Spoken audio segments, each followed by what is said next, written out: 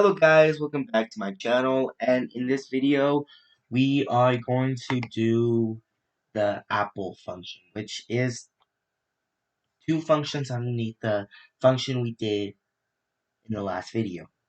So it's called apple function, and in the last video we worked on the player2 function, which is basically the body of the snake.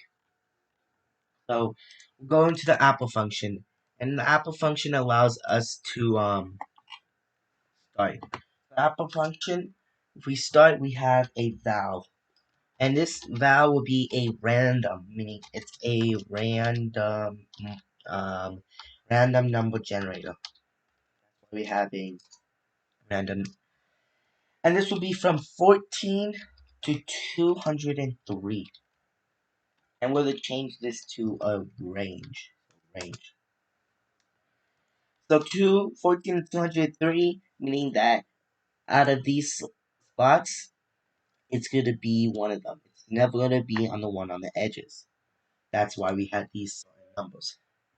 And with this, we have some problems. And these problems is to make sure that it's not one of the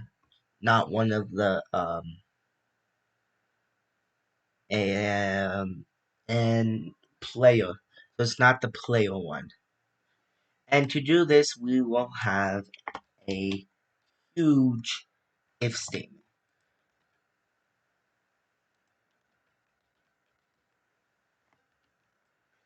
And this is what the if statement is. If statement says play array random not text equals blank, meaning we'll make sure that it's blank, showing that it's the apple. And it can't not be random 1, 13, 25, 37, 49, 61, 73, 85. And that's just making sure that it's not one of those main numbers that we can't use. And this is basically the border. So if we look at it, stop that. If we look at it, we can go to the border and we can see that this is 1. So we don't want the apple to be on not the border but real next to the border. As you can see here, this is real close to the border, and we don't want that because that's very difficult to get, and we just want it to stay in the middle right when we started. With this, we're changing it into num equals random, meaning that we're changing the num to be the random number.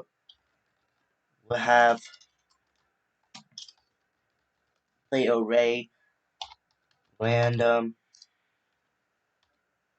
dot set background resources r dot drawable I. We can do color dot red, and if you have one, background. If you have one of those